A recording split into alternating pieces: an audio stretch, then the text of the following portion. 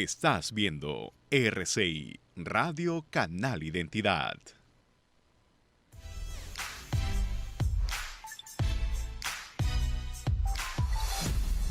Buenos días amigos, bienvenidos a Ni con Dios ni con el Diablo. Nos acompaña en el primer bloque hoy Javier Monroy, él es periodista, analista en comunicación, catedrático. Bienvenido Javier, gracias por estar aquí. Uri, muchas gracias. Y bueno, hay un montón de temas, pero a ver, empecemos por un poco el tema que está en el cintillo, es un poco la percepción ciudadana. ¿Cómo, para entrar un poco en materia, cómo definirías tú el actual escenario político visto desde el zapato ciudadano? Es decir, luego de toda esta, digamos, fabricación gubernamental de un determinado escenario o esta construcción de una determinada realidad en la cual sale el presidente de la República a decir piensen bien por quién van a votar, ojo. Bueno, comenzando y sin ánimo de exquisiteces, pero por lo menos es un referente cultural, ¿no es cierto? Cuando tú quieres analizar una determinada situación social, cultural, política, te puedes referir al famoso triángulo retórico de Aristóteles, ¿no? El atos, el etos, el patos y el logos. Es decir, la autoridad moral, los afectos, las emociones y la racionalidad. En este escenario político actual, estamos básicamente en un escenario emocional. El tema de la racionalidad y el tema de las autoridades morales están casi el lado más primitivo suspendidas. Del cerebro. O sea, se así apela es. al lado más primitivo del cerebro. Estamos en un escenario reptiliano realmente. Claro. Sí, así es. Entonces, ¿qué es lo que pasa? Que no hay tiempo para nada. No hay tiempo para, diseñar grandes planes o programas o campañas. Lo que tienes que hacer es conectarte rápidamente con la ciudadanía, con los electores, a través de mensajes muy claros y que sean núcleos, que sean maximalistas, ¿no es cierto? No puedes entrar en exquisiteces ni en detalles y tienes que reconectarte inmediatamente con el público y especialmente lo que se llama saber leer el tráfico digital. Porque si tú no tienes entendimiento de cuáles son las reacciones de la gente, cómo se están moviendo, cuáles son las tendencias, cuáles son las cosas que esperan, cuáles son las cosas que rechazan, cuáles son sus demonios internos, cuáles son sus expectativas, entonces la campaña de nada te va a servir. Y sobre todo, en un escenario donde la comunicación está más o menos homologada, en el tema de la rapidez, en esta hiperconvergencia digital, ¿no es cierto? En que todo el mundo tiene que producir contenidos, mensajes y tiene que estudiar las reacciones y las posiciones de los públicos, que la cosa es inmediata, ¿no es cierto? Tú no puedes perder el tiempo y sobre todo no puedes cometer errores. La gran diferencia y el gran valor diferencial aquí va a ser quien no comete errores es el que va a tener la ventaja. Ya, ahora, a ver, si te entiendo bien, lo que tú estás diciendo, Javier, es que los políticos tienen que adaptar su mensaje, o sea, pocho, rospiglioso y puro, esto es lo que le gusta a la gente. Lamentablemente es así, porque, digamos, el lenguaje... O sea, no hay lugar para un político que diga la verdad, que diga sangre, sudor y lágrimas. O sea, no votan por él. Esos escenarios han sido superados por la realidad, ¿no? Y esta hiperrealidad tengo cambiante. Que leer las redes, yo político. Tengo que leer. Entonces, si en las redes dicen, bueno, para acabar con el, como ya están diciendo en algunos sitios, bueno, para eliminar la amenaza del cambio climático tenemos que volver al canibalismo, es decir, tenemos que comernos los unos a los otros para que haya menos población y de repente eso se viraliza, por usar un término de moda. Entonces yo tengo que salir con un mensaje diciendo, bueno, si votan por mí yo voy a sacar un decreto para que nos comamos los unos a los otros. Es una hipérbole, obviamente, bien, pero digamos... Ojo con eso, cuidado con eso. Porque las redes, permíteme, justo estaba en otro programa, me llamaron para entrevistarme, no para yo entrevistar y... Bueno, mencioné lo de ECO, que tú sabes, la última entrevista de ECO, o cuando le dieron el honoris causa que dijo il sociale parola all'imbecille, ¿no? O sea, estás en el bar, antes estabas en el bar, tomabas una copa, llegaba el imbécil del pueblo, se ponía a hablar, o el tonto del pueblo, y se ponía a hablar tonterías. Entonces tú, bueno, si querías lo escuchabas, y si no, simplemente apurabas tu copa y te ibas del bar y se acabó, y lo que decía el tonto del pueblo no tenía ninguna repercusión. Ahora lo que dice el tonto del pueblo tiene... repercusión global y tiene el mismo peso, decía ECO, que lo que pueda decir un premio Nobel. Y en las redes se oculta la turba, la manada, el lado más primitivo, Sí. en el anonimato. Sí, sí. Hay muchos ejemplos de gente que se ha suicidado incluso por el cargamontón, por el acoso que le han hecho en Por el redes, bullying. o cierra sus cuentas. Entonces, claro, muy bonita la democratización, pero no sé, yo lo tomo con pinzas. Y tú me dices que el político tiene que guiarse Por eso te decía, Uri, interesante lo que dices, pero cuidado con eso también, porque una cosa es escuchar lo que dice la gente y otra cosa es que tú vertebres tu mensaje en base a lo que ellos dicen solamente, y perdiendo de vista cuál es el núcleo, cuál es tu personalidad y tu temperamento, porque si no, pierdes identidad. Pero ojo con eso, también tienes que saber cuál es el punto medio entre, por ejemplo, Sarmiento decía pues que la educación es la base de la democracia, ¿no? Muy bien.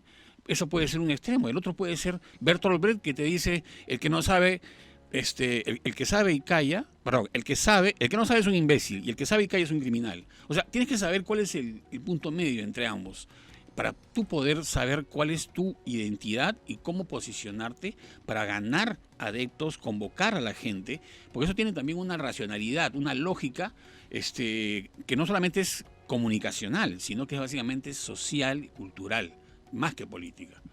Ahora, si quieres, podemos pasar a hablar de qué es lo que tendrían que hacer. O sea, toda estrategia, bueno, la pregunta, por supuesto, toda estrategia digital, ¿no? Política, ¿no es cierto?, no puede dejar de mencionar siete aspectos que son claves, ¿no? Primero, definir cuál es el liderazgo. Si va a ser un liderazgo vertical, ¿no es cierto?, prescriptor, ¿no es cierto?, informativo, 1.0, que dice simplemente lanza cosas y lo único que ve es esperar a que la gente reaccione a esas cosas. O si el liderazgo va a ser más bien convocante, dialogante, conciliatorio y sobre todo va a ser incorporante, va a ser, va a llevar su mensaje de la mano con lo que dice la gente para estar en consonancia. O sea, ¿cuál de los dos liderazgos vas a preferir? Luego tienes que definir el mensaje. Si tu mensaje no es potente y es ambiguo o es dubitativo o es débil, ¿no es cierto?, entonces no vas a lograr que la gente se conecte contigo. Si tu mensaje es luchar contra la corrupción, tú no puedes evidenciar en tu sitio web o en tu comportamiento digital cosas que tengan que ver con respaldar a alguien que está involucrado o acusado, ¿no es cierto?, o impugnado por temas de... Tiene que haber coherencia entre lo que es el decir y el hacer. En el número 3 está la segmentación, ¿no es cierto? Si tú no sabes segmentar, la segmentación de los públicos en Internet es absolutamente distinta de la segmentación material y física. O sea, la gente no entiende eso y por eso es que las encuestadoras de opinión han tenido que cambiar todas sus técnicas para poder hacer esta transformación cultural, que significa asumir nuevos códigos de interpretación de la realidad. O sea, una cosa es que tú tengas un menú de preguntas preempacado, que era lo que antes hacían para entregárselos a los consultores o a la gente a la que tú le hacías las encuestas y los sondeos de opinión. Y otra cosa es que tú sepas interpretar, leer el tráfico, la respuesta, las posiciones, incluso los insultos, las invectivas, las descalificaciones que hace la gente en las redes sociales permanentemente. Y sobre todo, ojo, no puedes, hay 3 cosas que no puedes hacer. O sea, no puedes bloquear haters en el tema político, no puedes decirte zambacanuta con quien te está diciendo cosas, y no puedes dejar de responder preguntas que te han hecho hace rato. Tampoco puedes dejar de actualizar tus sitios de exposición digital. O sea, no puedes abandonarte a la inercia, porque si no estás ahí no existes, y si no estás ahí alguien va a tomar tu lugar. En cuarto lugar tienes el tema de empoderar en cierta manera al público objetivo. Si tú tienes un público objetivo identificado y lanzas contenidos a ese público, debes dejarle que también tenga algún tipo de iniciativa, de algún tipo de contenido que ellos mismos generen. O sea, retroalimentación. Retroalimentación en feedback, porque la gente no lo toma en cuenta o lo pierde de vista. En quinto lugar, la actualización. Permanentemente actualización es en vivo. Todo es para ayer, o sea, no puedes esperar a que las cosas se publiquen mañana. Ahora, el tema de la prensa escrita para mí sigue siendo un referente básico por el tema de la permanencia y por el tema de la autoridad que ha adquirido la prensa escrita. Un político en ese momento tiene que saber manejarse en los medios tradicionales y en las redes todos sociales. Los espacios y en todos los lenguajes. El contacto físico, las manifestaciones, todo, entonces pasan a un tercer lugar, digamos, o un segundo lugar, digamos. Lo que pasa es que esa compartimentalización de antes ahora ya no es válida. Ahora ya no hay primer, segundo lugar. Todo está mezclado en un solo espacio. Multiplataforma y multilenguaje y multicódigo. En quinto lugar está el tema... O sea, tienes que salir a la calle a hacer baby kissing, dar manos. Totalmente. Y tienes que estar en las redes y todo en simultáneo. Son lenguajes paralelos y políticas y estrategias paralelas. En el siguiente lugar está la capacidad de generar reacciones, porque si tú generas contenidos es para que tener reacciones y tienes que saber qué tipo de reacciones son para poder interpretarlas y tomar decisiones en torno a ellas. Y en último lugar, lo que te diría es la gente que genera cosas, que posiciona cosas, ¿no es cierto?, que está todo el tiempo conversando digitalmente, pero no sabe interpretar el tráfico, está perdido. Lo primero es el tema del Big Data, ¿no es cierto? El Big Data ahora se ha convertido en el Big Fast o el Fast Data, ¿no? Lo que antes era el storytelling, ¿no es cierto? La posibilidad de marketear cosas contando historias, ahora se ha convertido en el story doing. Tienes que hacer cosas para evidenciar que quien se benefició de un producto o un servicio tuyo pueda realmente ponerlo de manifiesto y servir que eso sea un gancho para ti, para que después puedas reposicionar otros mensajes también. Básicamente esos son los 7 puntos en una estrategia política digital, ¿no? Ya, ¿qué sector yo sé que es un poco esquemático, pero a ver, la izquierda sabe manejar mejor, o qué sector político tú ves en este momento en el Perú que sepa manejar estas normas que estás... Sí. Bueno, a ver, si tú me preguntas eso, tengo que ir a los datos objetivos. A ver. Acabo de estar dando justamente una ponencia en el primer encuentro de comunicación digital que organizó nuestro amigo Lucho Benavente con Vox Populi en la Universidad San Martín, y justamente ahí él también nos exponía cuáles son los resultados de su último sondeo. Sí. Entonces dice que los medios digitales son la primera fuente de información. Eso es algo que ya sabemos, pero se ratifica. Son la primera fuente de información de los públicos hoy en día. Ya no es la prensa escrita, la televisión o la radio en sí, sino son las redes sociales, el mundo digital y la hiperconvergencia alternativa. Y según estos datos que él presenta, los blogs, ¿no es cierto?, las plataformas de Internet que más consumo tienen, ¿no es cierto?, están vinculadas a los discursos de izquierda o de centro izquierda. Por ejemplo, el útero de Marita, digamos, el IDL, el portal de IDL, que es básicamente un portal referencial y que sabemos todas las connotaciones que tiene. Y otros más. Está básicamente todos los portales, las plataformas que tienen contenidos reivindicativos o liberales, ¿no es cierto?, por contraposición a las que son más bien conservadores y que defienden, por ejemplo, temas como tradicionales, como el tema de la familia, o que están en oposición a las políticas. O sea, usa mejor la izquierda usa mejor la comunicación al lenguaje. Mucho mejor, por supuesto que sí, mucho mejor, sí. Está probado eso, incluso en el tema de los haters y de los bullers, ¿no? Tienen una dinámica bien interesante, que lamentablemente también no hay un equilibrio en eso, ¿no? Hay una clara ventaja de las posiciones de izquierda y de centro izquierda en eso. Ya. Entonces, a ver, ¿ves algún político?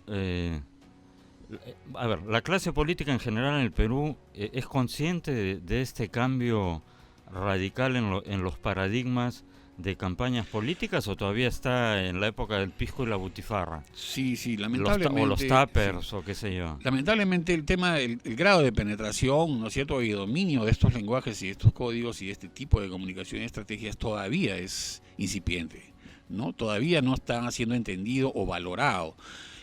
En todo caso, estos líderes ¿no es cierto?, conocen cuáles son las potencialidades de las redes. Sin embargo, a la hora de generar contenidos es donde se les cae el muñeco, porque no están en consonancia con las tendencias o con las expectativas de la gente, sino que muchas veces predominan sus fanatismos internos, ¿no es cierto?, sus dominios y sus emociones y sus afectos muy intrínsecos y muy primitivos.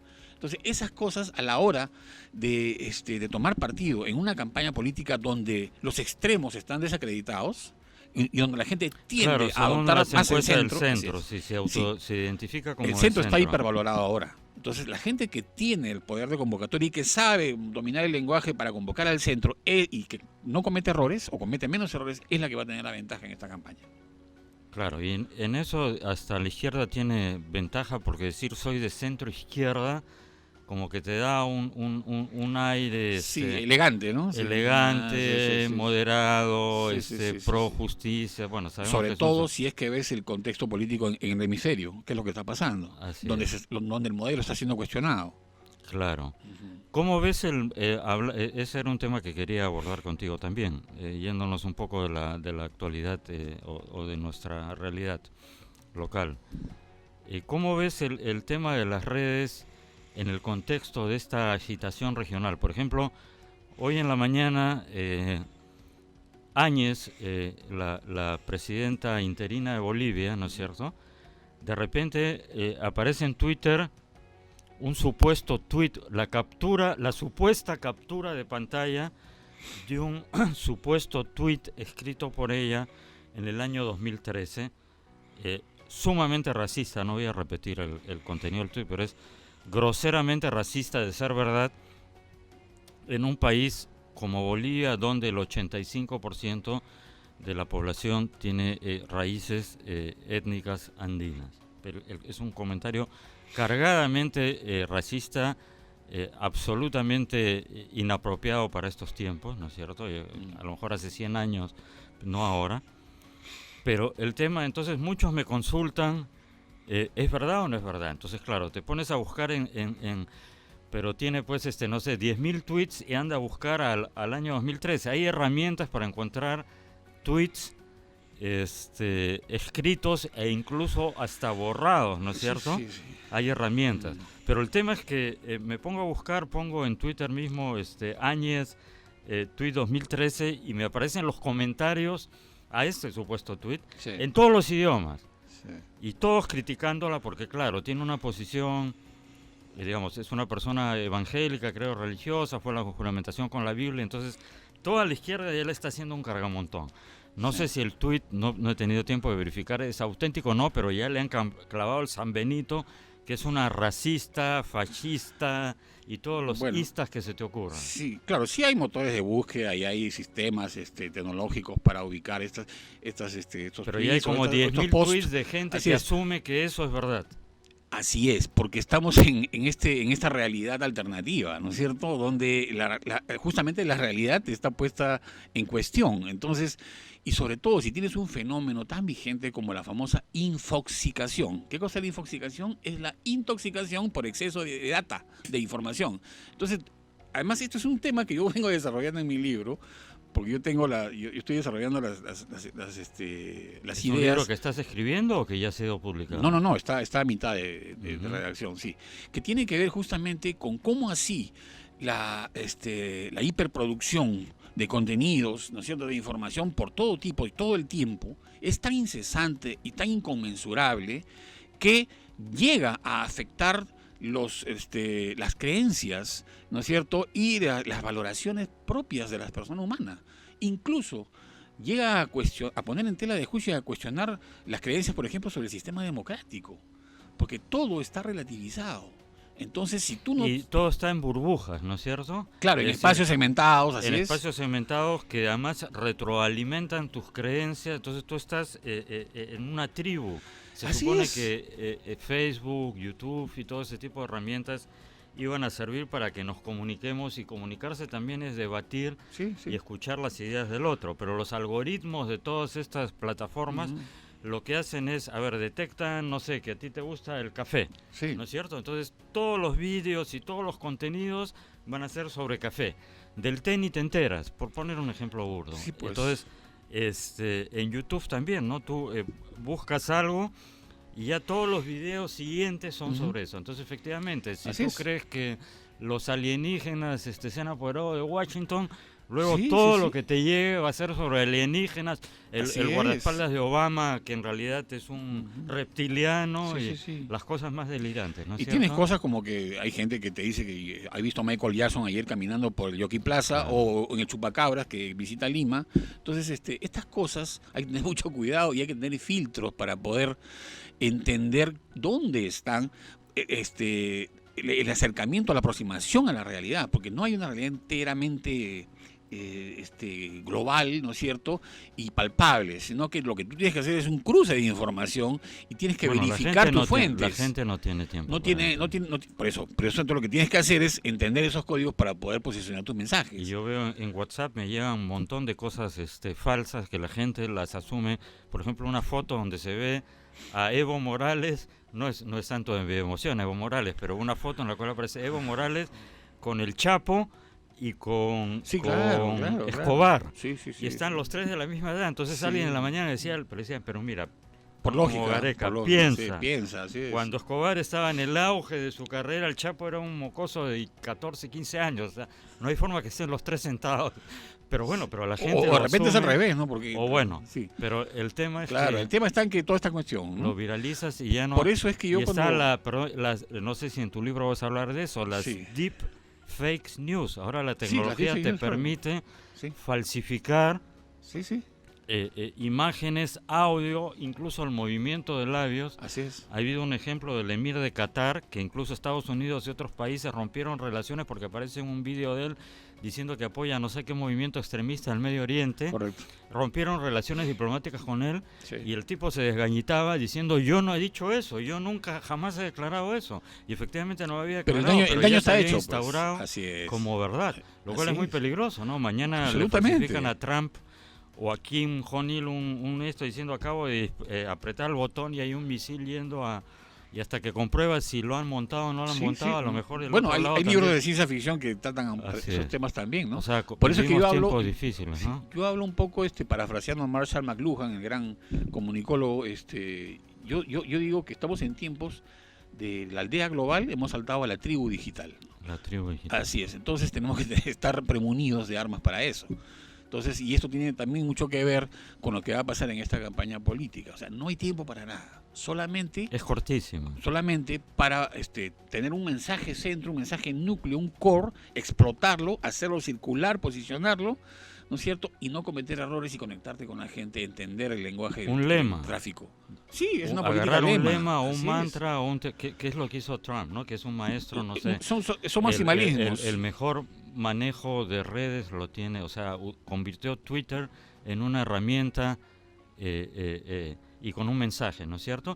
Y con un trabajo previo que no sé si acá los políticos lo harán, porque cuando Trump lanzó ese famoso mensaje de hay que construir un muro, los inmigrantes y todo lo demás, y todo el establishment, todo el mainstream y todo el establishment dijo, este tipo está loco.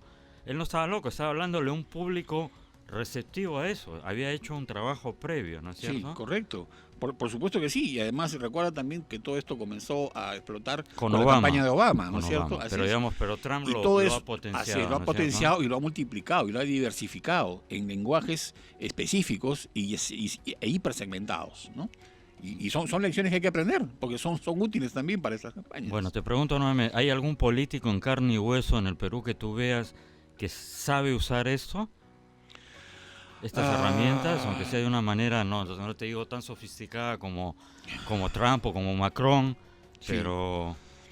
Mira, yo te digo que los que están vinculados sobre todo a posiciones de centro y izquierda, no te voy a dar nombres, pero sí, son los que mejor manejan. Bueno, tienen un buen maestro que es Gramsci, ¿no es cierto? Bueno, así es. Que digamos Gramsci, que fue el gran precursor de todo esto, ¿no? El gran precursor de todo esto. Sí, y el gran manipulador además. El gran manipulador, así es. Muy bien, Javier Monroy, te agradezco muchísimo. Amigos, nos vamos a una breve pausa y regresamos en el segundo bloque de Ni con Dios ni con el Diablo. Gracias.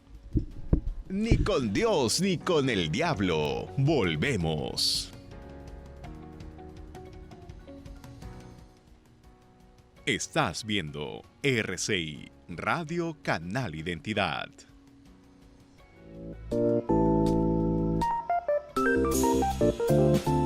Café Solar de Samaniego. Disfrútalo sin azúcar.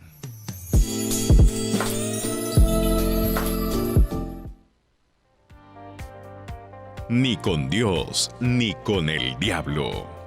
De lunes a viernes a las 10 de la mañana por RCI. Estás viendo RCI, Radio Canal Identidad. Ni con Dios, ni con el diablo. Continuamos.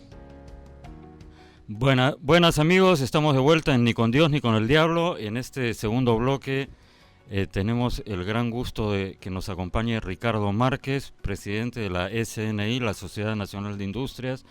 Yo quisiera hacer un preámbulo aquí para aquellos jóvenes que nos ven, que nos siguen y que no conocen. Ricardo, siempre hablo aquí en el programa, les consta a ustedes de la necesidad de ampliar la economía de mercado, que es la fuente de prosperidad, lo ha sido para millones de peruanos.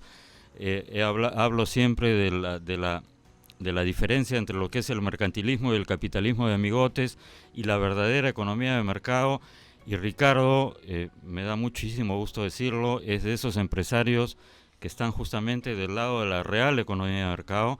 Él ha sido vicepresidente de Confiep en la década de los 90, por primera vez presidente de la Sociedad Nacional de Industrias, lo es nuevamente desde el año pasado, cuando fue primer vicepresidente de la República.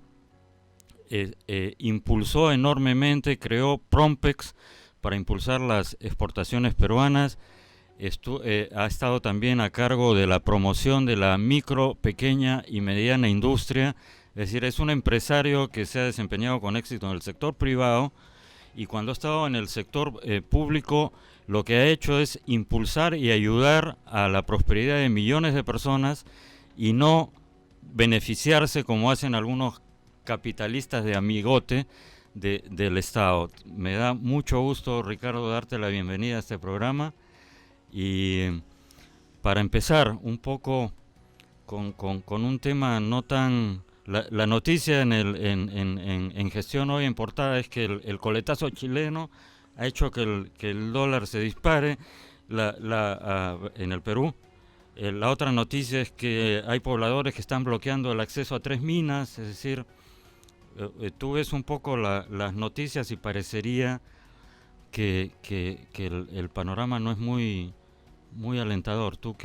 ¿Cuál sería tu primer comentario? ¿O lo es y simplemente estamos demasiado inmersos en el ruido político y hay un Perú que sigue marchando y trabajando por cuerda separada? Primeramente, Uri, muchísimas gracias por haberme invitado aquí a tu programa. Y pues vamos a lo que vemos que parece ser, dice, un aletazo. Mira, el tema de las minas está ahí, ¿no? El tema de las minas es un tema que está en evolución. Mucho de esto se debe a que la relación con los pobladores todavía no está cimentada en cuanto al objetivo, ¿no? Y no quiero entrar verdaderamente a lo que nosotros hemos propuesto, porque si no me llevaría mucho tiempo, pero yo creo que ese es un tema que está pendiente y que se está trabajando, y que yo he visto que en el nuevo ministro de Minas y Energías y Petróleo es una persona dialogante, es una persona que es bien cauta, y yo confío que él siga en ese camino, porque lo que se trata aquí es de que lleguemos a un arreglo que la población lo sienta. Y ahí sí que tengo que criticar al gobierno, porque el gobierno tiene que ser más rápido en su respuesta y tiene que ser más precavido, ¿no? El problema es que como se ha cambiado de ministros, ¿no? Entonces viene lo que está pasando. Y yo realmente creo de que Chile y Perú tienen realidades distintas. Por decir, Chile, no sé qué tan diversificada, tienen su red de apoyo social. Y lo digo esto porque desde los 90 se comenzó a implementar una red social porque sabíamos de que la economía iba a golpear más a los que menos tienen y se implementó, por decir, los guaguasis, que es niños de 0 a 3 años, y el día de hoy hay 2.700 guaguasis en el Perú y son 70.000 niños de 0 a 3 años que son atendidos para que sus madres, que muchas de ellas y la mayoría son de madres solteras, vayan a trabajar, ¿no? Entonces, esta es una red muy importante. ¿Y por qué te digo esto? Porque yo, observando la televisión chilena, en un debate que había de 4 señoras de diferentes sectores de la sociedad chilena, la conclusión que ellas llegaron es que lo que había que implementar, por decirte, en un lugar como San Juan del Lurigancho, era salas cuna. Y yo inmediatamente me pregunté y dije, oye, ¿qué es esto? No creo que no haya red social en ese sentido. Inmediatamente llamé a unos amigos y le dije, ¿cuántas salas cunas hay en San Juan del Lurigancho? Aparte de las que hay en empresas, y habían 15. Entonces, nosotros tenemos una red que todos los gobiernos la han respetado. Y no solo la han respetado, sino hay una red social que los diferentes gobiernos han agregado. Por decirte, el programa Juntos, por decirte, Beca 18 o la jubilación, pensión 65, y también el SIS, ¿por qué no decirlo?, ¿no? El Sistema Integrado de Salud. O sea, tenemos una red social para nuestra realidad que nosotros vivimos. Por tanto, nosotros, a mi criterio, sí estamos dando, ¿no?, una respuesta a nuestras debilidades como sistema, ¿no? Claro, con el añadido además que, digamos, lo que por un lado podría ser una debilidad, por otro lado, en determinadas circunstancias es una fortaleza, el alto grado de informalidad que hay en el Perú. O sea, es un problema por un lado, pero por el otro lado hay determinados impactos que no tienen la misma profundidad que en otros países, donde si estás en un entorno formalizado, determinadas cosas te afectan, ¿no es así? Por un lado. Y por otro lado tenemos la gran ventaja, y lo estamos viendo como gran ventaja en lo que está sucediendo en Argentina. Tuvimos un ajuste, es decir, se hizo un ajuste en el momento que debió hacerse en el año 90 con Juan Carlos Hurtado Miller, y que su frase famosa, que Dios nos ayude, y bueno, había un enfermo con gangrena y se le cortó la pierna, ¿no? Yo siempre pongo como ejemplo que el gran error de Macri fue el gradualismo, ¿no? Claro, y pongo este ejemplo, ¿no? Si hay un paciente que tiene la pierna con gangrena y viene el cirujano y le corta un pedazo y regresa al día siguiente y le corta, a la tercera le dice, oye, cámbiame de cirujano, no quiero, déjame así, sí. ¿No es cierto? Aunque sepa que me voy a morir. Claro. Entonces aquí se cortó la pierna y bueno, hubo un ajuste, pero era inevitable, es decir, el gradualismo en circunstancias como esa no funciona, ¿no es cierto? Entonces, digamos, claro, nuestra realidad como que se ha sabido adaptar a determinados entornos, pero en la actual circunstancia, donde hay un escenario, digamos, de inestabilidad, por un lado de agitación, el tema de la agitación antiminera es un tema que preocupa a muchos. Hay un ingrediente probablemente de mal manejo del Estado, un Estado además, un gobierno que ha estado zigzagueante en determinadas conductas, primero decía blanco, después decía negro, en fin, que no ha tenido reflejos. Por otro lado, una arremetida, pienso, de los rojos reciclados en verdes, que agarran el tema del medio ambiente para jalar agua para su molino. Por otro lado, un mal manejo también de las propias empresas mineras, que deberían comunicar mejor las cosas a la población. Pero digamos, tenemos esos elementos. Tenemos el elemento de la incertidumbre política, nadie sabe lo que va a pasar de aquí a 3 meses, si va a haber un Congreso equilibrado o uno en el cual a lo mejor predomina un sector de la izquierda que no hace un secreto de querer cambiar el régimen económico de la Constitución. Entonces, y con este entorno regional tan volátil, ¿no? Ha sido Ecuador, Chile, Bolivia, Argentina. ¿Cómo crees tú que eso pueda, de todas maneras, puede tener un impacto desde el punto de vista de la percepción del empresariado nacional por un lado, y desde el punto de vista de la inversión extranjera? No sé, yo me pongo en los zapatos de un inversionista extranjero en este momento, no sé, apostar no solo en el Perú, sino en la región en general, me daría miedo, ¿no? Es correcto la percepción, pero mira, ve, esto, como te digo, he empezado con que cada país tiene su realidad, ¿no? En cuanto que los países tienen un porcentaje de pobreza y cada uno sabe cómo ha encarado precisamente esta debilidad que es la pobreza. Pero bueno, vamos ahora a lo que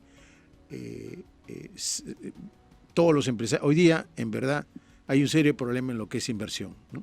La inversión privada no está yendo de la manera que era hace años. Pero eso es lógico porque los empresarios en verdad no sabemos, ¿no?, qué va a pasar de aquí a 3 meses. Es una realidad lo que estás hablando. Sin embargo, yo creo de que a mí lo que me llama la atención es por qué el gobierno no se ha declarado como que este es mi partido y voten por mí, ¿no?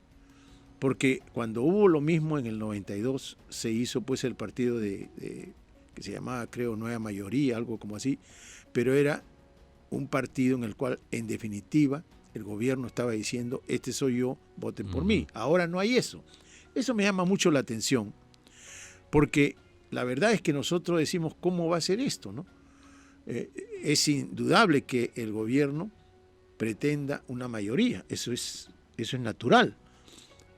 Ahora, el hecho que no tenga un partido, ¿no?, nos llama también la atención. Y lo que vemos es que hay tantos partidos de que algunos no sabemos cómo se van a comportar, ¿no?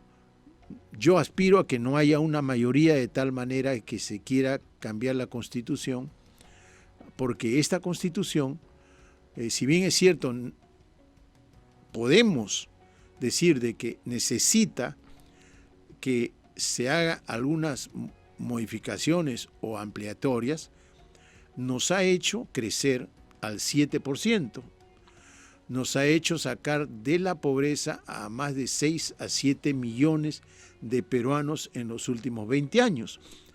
Eso es muy importante, ¿no? Porque lo que necesitamos es precisamente de que se acabe la pobreza y se convierta nuestra población en clase media. Entonces, es una constitución que nos ha dado esto de positivo. Sin embargo, también tenemos que nosotros ser realistas, ¿no? Aquí, como nosotros decimos en la Sociedad Nacional de Industrias, hay debilidades del sistema y no es porque nosotros no queramos mirarlas, pero yo siempre digo, estamos en un libre mercado y para que haya un libre mercado tienen que haber ciertos parámetros para que se desarrolle. Y el primer parámetro que dice Michael Porter, que es un gran pensador económico de hace más de 40 años, por cierto que estuvo en la Sociedad de Industrias en 1995, cuando yo estaba en el cargo, él dice bien claro de que para que funcione un libre mercado tiene que haber competencia en todos los sectores. Significa que no puede haber ni monopolios ni carteles, ¿ok? Esa es una realidad. También se necesita, ¿no? Se necesita que se apoye al trabajador del aspecto de seguridad social y de lo que es todo el bienestar del trabajador. Y también se necesita, ¿no?, que se dé lo máximo de inversión en la capacitación del trabajador. O sea, esas son las columnas como vertebrales de lo que necesita un libre mercado para que se desarrolle. Y nosotros creemos en eso, porque es lo que es natural, ¿no? Ha estado aquí en el programa y yo suelo citarlo con muchos entrevistados. Ramiro Prialec, el hijo del dirigente histórico del APRA del mismo nombre. Y Ramiro sostiene, y lo ha dicho aquí en este programa, lo ha dicho en las columnas que escribe para el portal Café Bien, en fin, y en otros foros, que en el Perú hay islas de economía de mercado, o islotes, en medio de un océano de mercantilismo, de capitalismo de amigotes. Entonces, cuando yo le pregunté en cuánto cuantificaba él esa isla de economía de mercado digna de tal nombre en medio de él decía 10%, apenas 10%. Entonces, claro, por un lado, viendo el vaso medio lleno, la conclusión inevitable es, si con apenas 10%, asumiendo que sea esa métrica correcta, 6 o 7 millones de peruanos han logrado salir de la pobreza, claro, solo con ese 10%, ¿qué no podría hacer y ser el Perú si hubiera, ya no te digo 100%, pues 60% de real economía de mercado? Pero efectivamente, tienes toda la razón y me alegra que lo menciones, Ricardo. Tienes cárteles, tienes monopolios, tienes oligopolios, tienes barreras de acceso. Trata de importar una medicina por Amazon y no vas a poder. Se trata de poner un banco y no vas a poder. Y podría mencionar N número de sectores. Pero te pregunto, ¿no hay también ahí una... Y además todo eso le trae mal nombre y mala fama al sistema y a la economía de mercado? Porque viene la izquierda y dice, ¿ves? Ese es el problema, el modelo no funciona. No, al contrario, el modelo funciona, lo que tiene que haber es más modelo. Claro. Ya, pero ¿no hay también un problema ahí un poco del empresariado peruano, en el sentido de que no es lo suficientemente vocal, proactivo, para defender? Es decir, el otro día estábamos en una reunión y yo te comentaba la frase de Lenin, ¿no es cierto? Sí. Y suena fuerte, pero no sé, a veces yo digo, pucha, y Lenin decía, los capitalistas son tan tontos que nos venden la soga con la cual terminamos ahorcándolos. Entonces, eso de que me han prometido ser más amables la próxima vez, la corrección política, el prurito, Dionisio Romero, eso lo menciono acá, Dionisio Romero, capitán de empresa emblemático, en la única entrevista que da al Diario El Comercio antes de hacerle la posta a su hijo, dice, yo soy de centro izquierda. Sí, cierto, bien cierto, yo me acuerdo claramente de centro izquierda. Entonces el discurso de la izquierda ha calado hasta en los empresarios que tienen miedo de decir, no, yo soy de derecha o de centro derecha y soy pro mercado y soy pro capitalista, porque la izquierda lo único que trae es miseria, pobreza y muerte, y todo el desarrollo de la humanidad en el último siglo lo ha hecho el mercado, el capitalismo. No, hasta ahora no encuentro un empresario que lo diga. No, bueno, yo te voy a decir, pues mira, en los últimos 20 años, no ha habido ningún... Es la prueba de que se ha sacado en el mundo más de 1.000 millones de seres humanos de la pobreza. O sea, no ha habido nunca ese tipo de crecimiento en el mundo.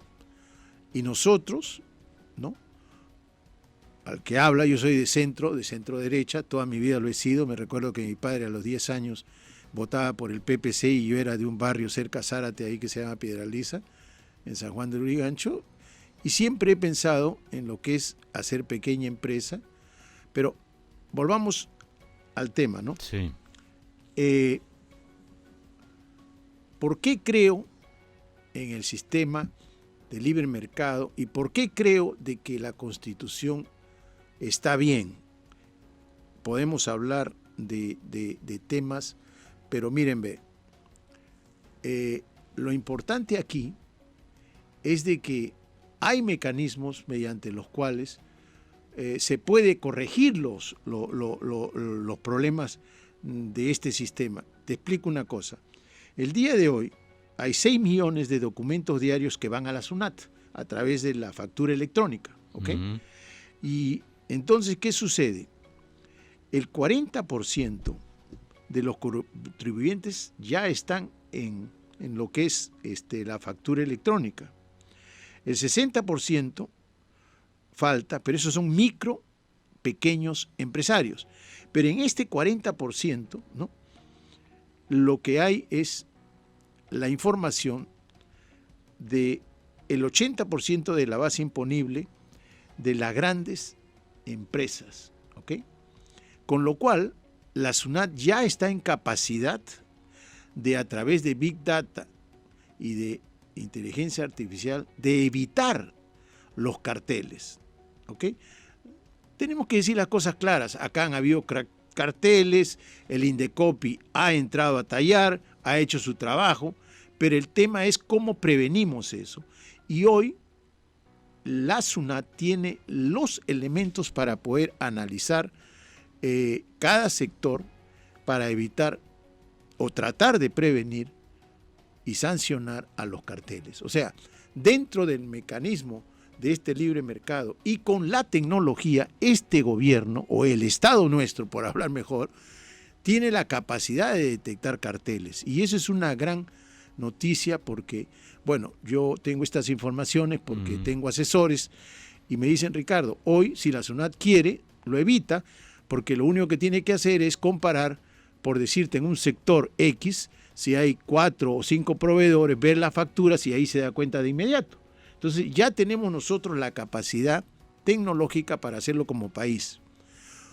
Otro tema, ¿no?, es que nosotros ya tenemos una ley de factoring, pero que falta modificar para que funcione en mejor medida, porque déjenme explicarles qué significa el factoring. El factoring significa que cuando tú vendes algo, ¿no?, y te dan la factura en una empresa, esa factura tú la puedes ir a un banco o a una financiera o a una empresa que se llama factoring y vender la factura y a los 8 días te dan tu dinero y se acabó el negocio ahí. Ya el factoring se tiene que arreglar con la empresa. Okay. Eso que nosotros estamos propugnando como empresarios hace que el mercado comience a mejorar mejor, las pequeñas empresas Claro, se capitalizan, tienen un flujo más dinámico. ¿Me entiendes? Sí, claro. Y entonces, ahora, ¿eso no está funcionando todavía? Está funcionando, pero mira, aquí hay menos de 10 empresas, ¿ya? Necesita algunas modificaciones para que haya, como en Chile, 200 empresas. Entonces, eso sí hace una competencia en el sistema financiero. Nosotros decimos, resolvamos los problemas que hay a través del mercado. Claro que sí. No a través de leyes que vienen, algunos dicen, no, mira, vamos a cambiar esto con esta. No, a través del mercado. Y nosotros, como te he dicho, en lo que es el tema de ver los carteles, es a través del mercado. Esto del tema financiero es a través del mercado. Y nosotros, si tenemos la voluntad política de hacerlo, se hace. Claro, además con un Estado, digamos, esa debe ser la función del Estado en una economía de mercado, no meterse a hacer empresas, o sea, a hacer lo que inevitablemente va a hacer mal. El Estado es pésimo empresario, en eso creo que estamos de acuerdo, y la evidencia lo demuestra. En Estados Unidos, la cuna del capitalismo, ahí hace más de 100 años una ley antimonopolios, o sea, no es una cosa estatista ni nada, al contrario, ayuda a que la cancha esté pareja, ¿no? Y todos puedan jugar en igualdad de condiciones, porque si la cancha está inclinada, que es lo que ocurre en este momento, ese tendría que ser el papel del Estado. Pero eso muchas veces por prurito de la corrección política, no sé, por una serie de factores. Y además tenemos un Estado que sería eso, solo eso nos tendría que dar para un programa entero y hasta faltaría tiempo. Tenemos un Estado de elefante cuando debería ser pantera, ¿no es cierto? Un montón de regulaciones, de leyes que no sirven para nada, pero que están ahí, que complican las cosas, un montón de impuestos. A lo mejor habría que simplificar los impuestos y que todo el mundo pague 2 o 3 impuestos que todo el mundo entienda y todo el mundo pague. Y no todas estas escalas que lo que hacen al final del día es cargar sobre los hombros de un grupo pequeño, ¿no es cierto? Exacto. Yo creo, por eso te digo, en el sistema, creo en esta Constitución, y creo que si hay una visión de cómo resolver los problemas, se pueden resolver, ¿eh? Lo mismo pasa con el tema de las medicinas, ¿no? Claro. ¿No? Entonces, ¿qué es lo que tratamos de hacer en la sociedad de industrias? Tratamos de ver lo positivo que está pasando en nuestro país. Evidentemente hay errores y hay temas políticos, claro, que nosotros no nos metemos porque tendríamos que ser expertos y la verdad que a nosotros tenemos que ver la parte económica, empresarial y de manufactura. Pero, ¿qué sucede? Que creemos de que hoy en el Perú se debe mantener esta posición que poco a poco yo veo también que está sucediendo en muchos opinólogos en la televisión, de que el Perú es diferente. Y es diferente por varias razones. Y tenemos que mantenerlos de esta manera, porque si en los próximos 2 años tenemos un desarrollo en el cual no haya los eventos que hay en los países del costado, el Perú va a tener un futuro increíble. Miren, ve, yo como presidente de la Sociedad de Industria recibo inversionistas de Chile, de Argentina, mismo de Bolivia, que me preguntan qué va a pasar, puedo invertir, y están invirtiendo. El otro día recibí un grupo chileno que me dijo ya había puesto una fábrica de metal mecánica en Villa El Salvador. O sea, yo veo que cuando uno ve y analiza el Perú, uno ve que se están resolviendo problemas. Aquí la gente no mira a lo que es resolver los problemas reales. Problema real es que no podía seguir el tema político como estaba, y se ha dado una ley que va a tener vigencia a partir del próximo año, pero eso es tratar de resolver un problema político. El problema judicial también se está resolviendo, y entonces estamos encaminados a, no interesa quién lo hizo, quién lo inventó o quién lo puso, pero estamos encaminados a que el país se normalice. Y lo más importante, como he dicho, es que normalicemos el sistema jurídico, ¿no? Porque los empresarios que quieren invertir 1.000 millones... Claro, previsibilidad, ¿no es cierto? Van a ver cómo es el sistema judicial. A ellos no les interesa mucho el tema político, porque, mira, política y problema político hay en Hong Kong, claro, hay en Cataluña. Pero sí una justicia transparente que garantice en caso de una controversia que haya fallos justos, valga la redundancia, y rápidos, ¿no es cierto? ¿No? Y en eso nosotros estamos encaminados, ¿me entiendes? Eso es lo que hay que ver, las cosas positivas, eso estamos encaminados. Y lo importante también es ver que este gobierno, valga el tema, está tratando de solucionar el problema de las medicinas. No es un problema fácil, claro, ¿no? Pero lo está tratando de resolver. Y entonces, ¿qué es lo que yo veo? Yo veo de que se está encarando los errores, ¿ok? Hay errores en el sistema, pero se están encarando, se están tratando de resolver. Y eso es lo que tenemos que ver, y eso es lo que ven la gente de afuera, ¿me entiendes? Correcto. Porque para que ellos lleguen a esto, ¿no? Ellos me dicen, oye, ¿cómo han hecho ustedes para tener tanto presidente en la cárcel? Bueno, es el sistema, le digo. Para bien o para mal, sesgado o no sesgado, es el sistema, ¿no? Pero ellos ven eso y dicen, ustedes siquiera han hecho eso. No es que siquiera, se está haciendo lo que como nación y mirando al futuro tenemos que hacer.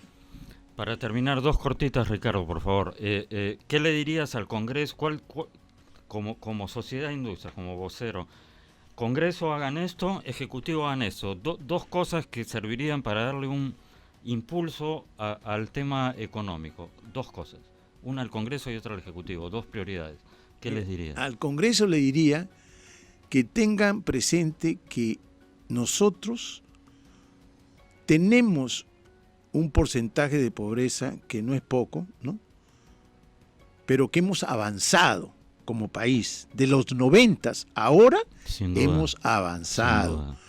Que vean de que todo lo que ha salido positivo se debe mantener. Es claro de que tienen que haber cambios, lo estamos diciendo nosotros, y no necesitamos ser de izquierda para decirlo. Claro, yo no necesito ser de ultra izquierda, ¿no? Para decir los problemas que hay.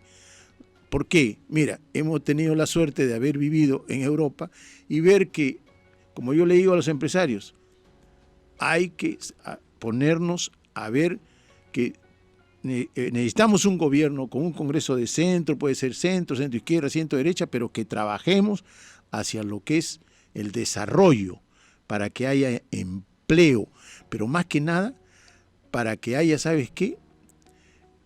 Eso lo que se nos viene un tecnicismo, una digitalización de tal manera que va a impactar terriblemente en los trabajadores de hoy. Claro. No solo en los trabajadores de fábrica, en los trabajadores también de las oficinas. Si nuestro país no se prepara para eso, en 10 años vamos a tener un serio problema porque vamos a estar desfasados. Claro, hay un tema ahí también de educación para el siglo XX. Estuvo aquí Idel Wexler y un poco hablaba, estamos haciendo una educación del siglo XX y no miramos hacia el siglo XXI. Ricardo, se nos acabó el tiempo, te agradezco muchísimo tu presencia, no faltarán ocasiones para seguir conversando. Amigos, eso es todo por hoy en Ni con Dios ni con el Diablo. Gracias.